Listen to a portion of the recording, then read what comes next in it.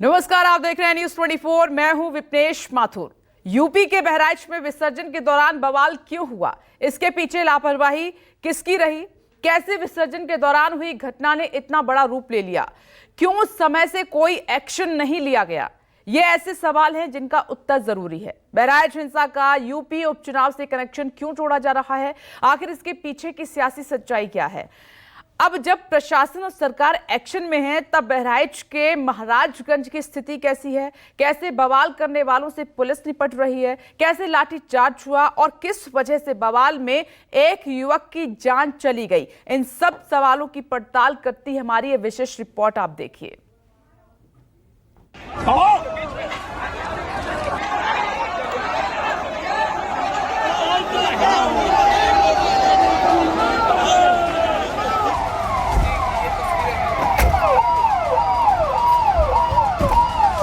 ये पूरी जिम्मेदारी शासन की थी, सरकार की थी। शासन की चूक की वजह से इतनी बड़ी घटना हुई।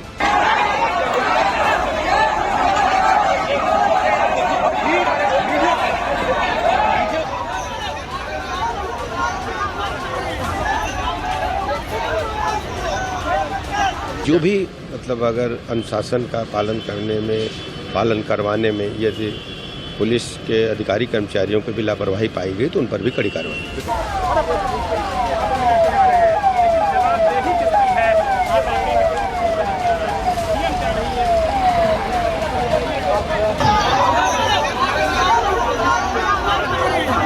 एक बात और गंभीरता से सोचिए कि ये किसकी ताकत बढ़ गई है जो पिछले कुछ समय से इस ढंग की घटनाएं देश में बढ़ रही हैं।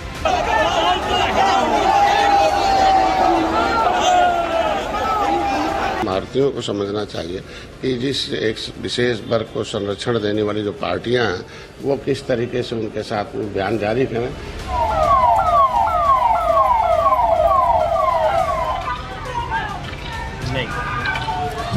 पूरे प्रदेश में मैं पहले से कह रहा हूं जंगल राज कायम है।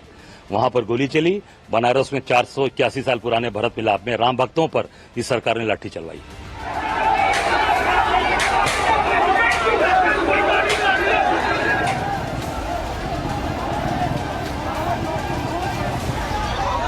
बहराइच का महाराजगंज इलाका,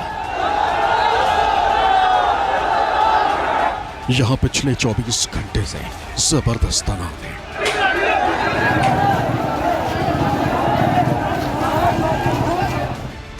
तस्वीरें बयां कर रही हैं शासन और प्रशासन कैसे एक्शन में।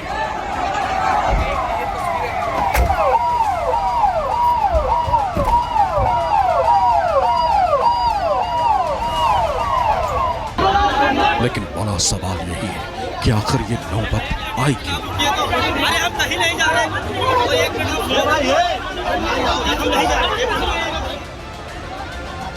तो जवाब है, अगर खाकी की ये मुस्तैदी पहले दिखी होती तो शायद महाराजगंज में हिंसा नहीं होती, पथराव और फायरिंग नहीं होती,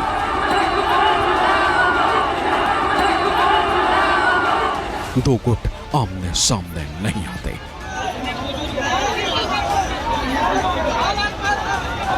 हिंसा नहीं होती तो जान नहीं जाती।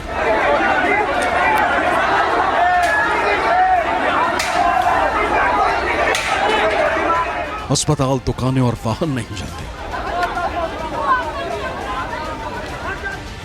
और एडीजी को ऐसे ललकारना नहीं पड़ता। यानी महाराजगंज हिंसा में अगर कहीं चूक हुई है तो सबसे बड़ी चूक स्थानीय पुलिस और प्रशासन की है, जिसने समय रहते एहतियाती कदम नहीं उठाए और इतनी बड़ी घटना हो गई। हम आपको बताते हैं कि आखिर पुलिस से सबसे बड़ी चूक कहां हुई।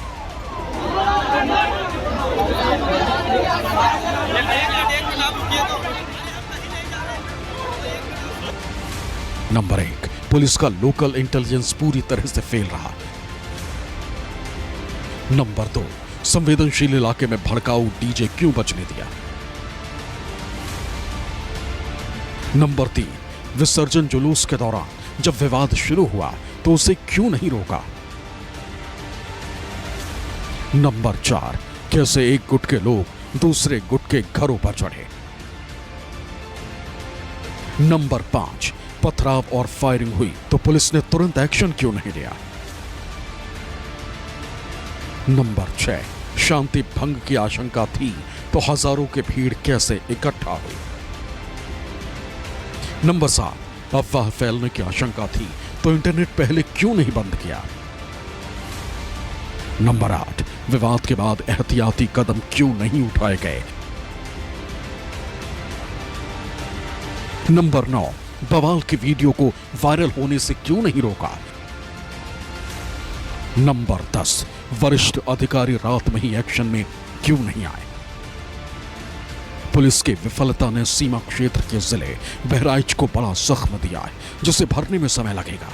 अब पुलिस मुस्तैद है, प्रशासन चौकस है, तो शांति बहाली होने लगी।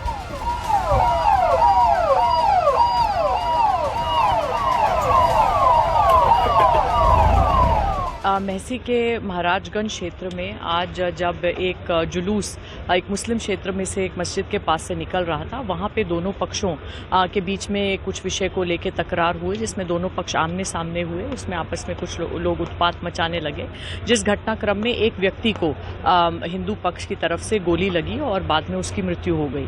उसी के बाद एक तनाव की स्थिति उत्पन्न हुई, जिससे विभिन्न स्थानों पर जो मूर्ति विसर्जन है उसको रोक दिया गया और फिर उसका फायदा उठा के कुछ शरारती तत्वों ने उपद्रव मचाने की कोशिश की।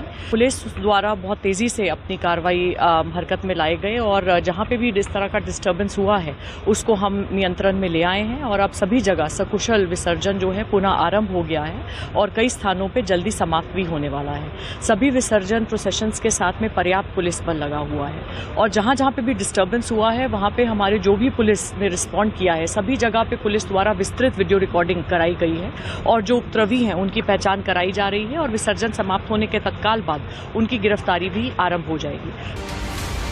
हालात को भांपते हुए राज्य सरकार ने एडीजी लॉ एंड ऑर्डर और गृह सचिव को बहराइच भेजा है, जो जिले में कैंप कर रहे हैं। पीएसी के 6 बटालियन को मौके पर तैनात किया गया है।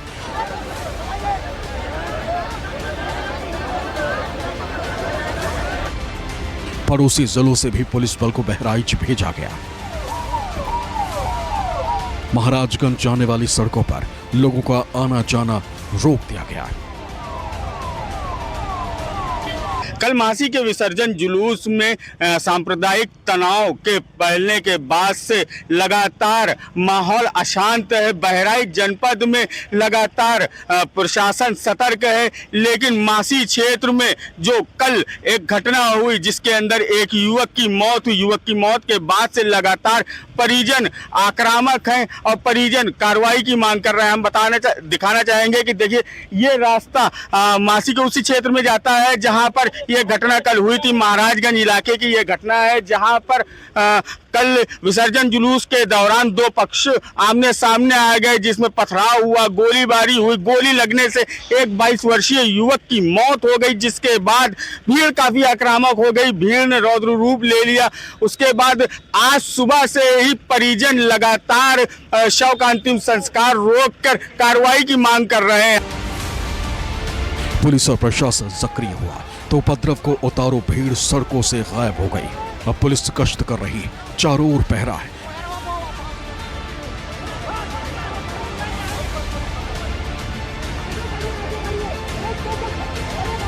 लेकिन जिस तरह से विसर्जन के दौरान 2 गुट आपस में भिड़े, उसमें रामगोपाल मिश्रा नाम के युवक की मौत हो गई। रामगोपाल को गोली मारी गई।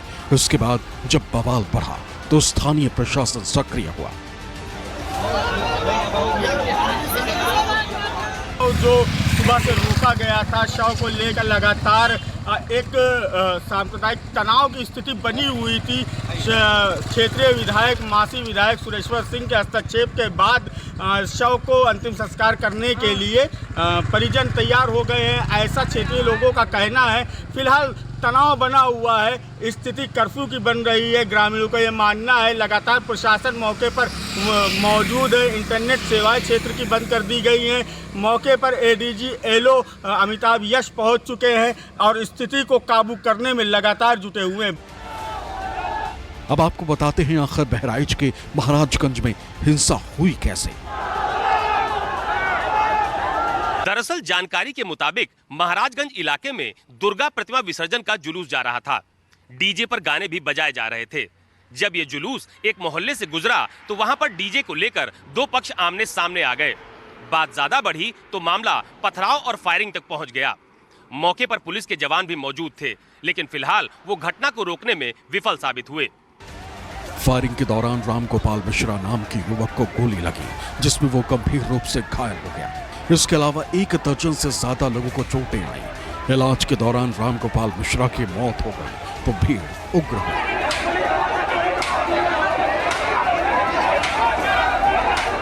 रामगोपाल मिश्रा का शव पोस्टमार्टम के बाद परिजनों को सौंप दिया गया, जो फिलहाल महसी तहसील पर प्रदर्शन करने के लिए पहुंचे थे।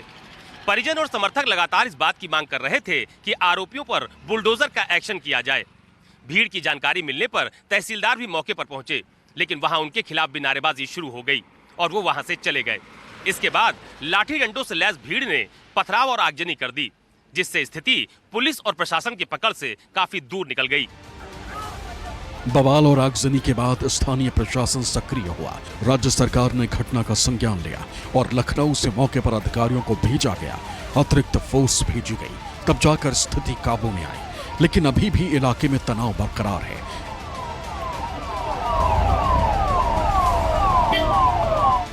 एक तरह से महाराजगंज में अघोषित कर्फ्यू जैसी स्थिति है।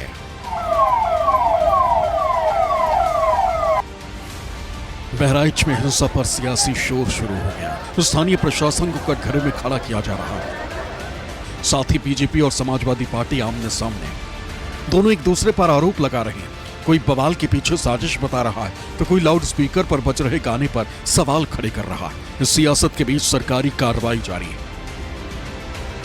समाजवादी पार्टी के मुखिया अखिलेश यादव ने घटना को दुखद बताया। साथ ही उन्होंने स्थानीय प्रशासन पर सवाल उठाए और सवाल किया, आखिर जुलूस में लाउड स्पीकर पर क्या बज रहा था। जो घटना हुई है वो दुखद है और किस कारण हुई है प्रशासन, शासन और हमारे प्रेस के साथी आप सब जानते हैं।